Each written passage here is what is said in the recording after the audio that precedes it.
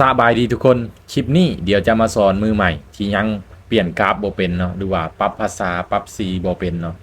มีหลายอย่างเนาะที่ยังบ่เป็นเดี๋ยวจะมาสอนในคลิปนี้เนาะเดี๋ยวเราจะเริ่มจากการเปลี่ยนกราฟก่อนเนาะหลายคนที่เป็นมือใหม่ก็เปลี่ยนกราฟมองใดเนาะเขาผ่านมีตติ้งเขาศึกษาผ่านมีตติ้งเนาะเขาเปลี่ยนกราฟไปหลายกราฟแล้วตัวเองยังอยู่กราฟเดิมอยู่เนาะเราจะมาเปลี่ยนในนี่เนาะเห็นบ่กฎหมายบวกเนาะตอนนี้เขาอยู่ในกราฟของทองคำนี่เห็นบ่ กดเข้ามาบวกปุ๊บมันจะมีหลายๆกราฟให้เราเลือกเห็นบ่หลายๆกราฟเลย2 4 6 8 9กราฟเนาะทั้งเบิดเนาะ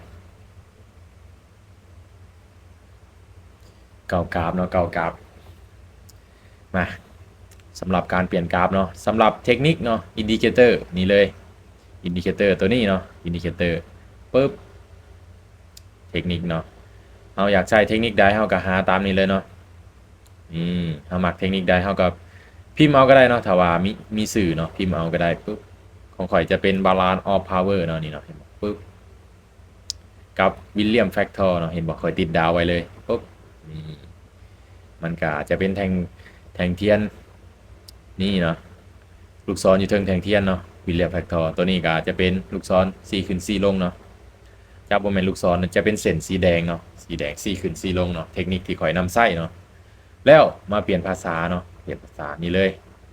ตั้งค่าเนาะตั้งค่าปุ๊บนี่ตอนนี้ข่อยใช้ภาษาจีนอยู่เนาะปุ๊บมันจะมีหลายภาษานี่เห็นบ่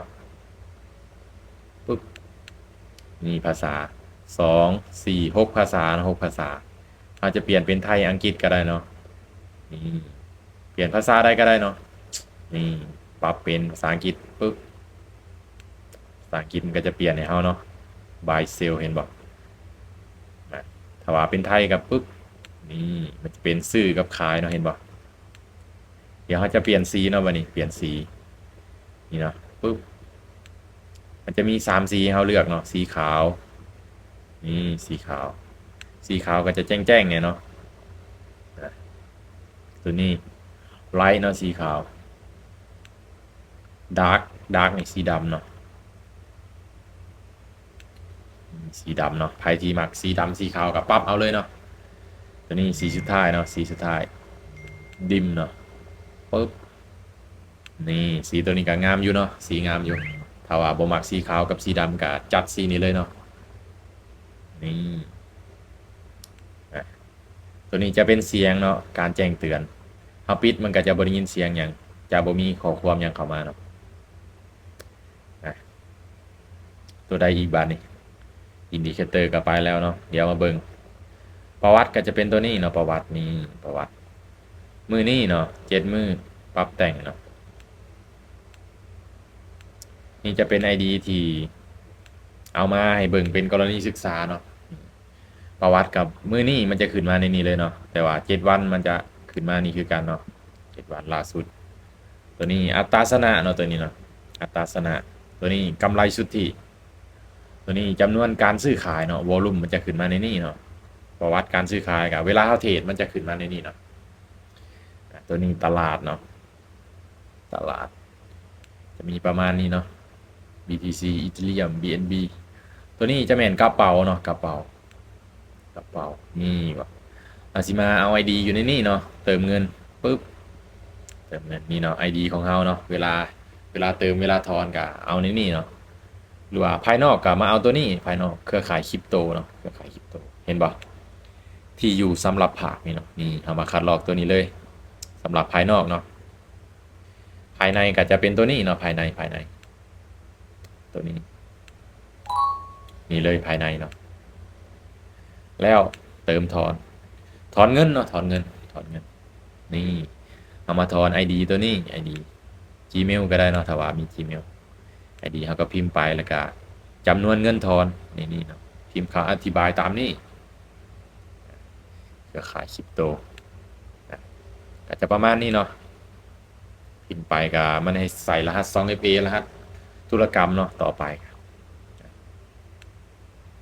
โอนง่ายนะโอนง่ายนี่โอนเงินนี่เนาะมันจะมีกระเป๋า USDT กับบัญชีจริงเนาะให้เอาแบ่งออกมาเนาะถ้าว่างบเขามีเท่าไรแบ่งออกไปเท่าไรเนาะ หรือว่าจะเอาออกมาเบิดก็กดสูงสุดแบบนี้เนาะแต่ว่าบัญชีนี้บ่ได้เอางบมาเนาะก็สิมีประมาณนี้เนาะแล้วก็พันธมิตรสมัครเลย USDT ตัวนี้จะเป็นการเปิด VIP เนาะเราจะข้ามไปเลยเนาะ VIP ก็เปิดได้เนาะเปิดแล้วก็สมัครเองก็ได้เนาะ VIP เนี่ยเราจะผ่านไปเนาะมาที่โปรไฟล์เนาะโปรไฟล์นี่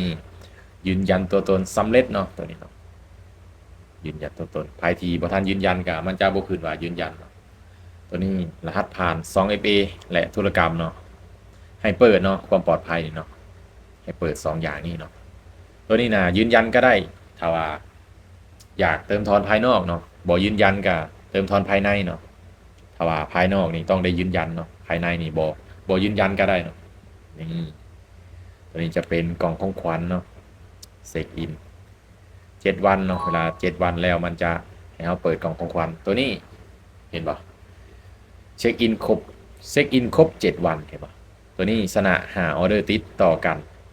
ตัวนี้กล่องโบนัสนักเทรดเนาะตัวนี้กล่องปริมาณการเทรดมากเห็นป่ะเขาเทรดไลน์เขาจะได้เปิดตัวนี้เนาะกล่องโบนัสนี่จะเป็นท้ายเดือนเนาะท้ายเดือนตัวนี้ชนะหาไม่ติด10 เหรียญขึ้นไปเนาะหาเอาเดอร์ติดก็จะประมาณนี้เนาะสำหรับ VX Trade ซื้อขายนี่เนาะก็จะประมาณนี้เนาะสำหรับมือใหม่ที่ยังปรับเปลี่ยนกราฟบ่เป็นหรือว่าตั้งขายยังบ่ทันเป็นเนาะนี่เทคนิคการปรับสีได้เนาะปรับสีปรับยังได้ปึ๊บปรับสีปรับขนาดได้เนาะนี่ก็สิประมาณนี้เนาะตั้งค่ากับปึ๊บเปลี่ยนสีเปลี่ยนยังก็ได้เนาะเนี่ยเขาจะปรับเป็นภาษาจีนคือเก่าเนาะนี่สำหรับคลิปนี้ก็อาจจะเป็นความรู้พื้นฐานเล็กๆน้อยๆเนาะสำหรับมือใหม่ที่ยังบ่ทันเป็นเนาะเปลี่ยนกราฟอยู่ไซส์เทคนิคอยู่ไซส์เนาะก็สิประมาณนี้กราฟกับตัวนี้เลยเทคนิคกับอินดิเคเตอร์เนาะเปลี่ยนภาษากับตัวนี้เลยสำหรับคลิปนี้ขอขอบใจ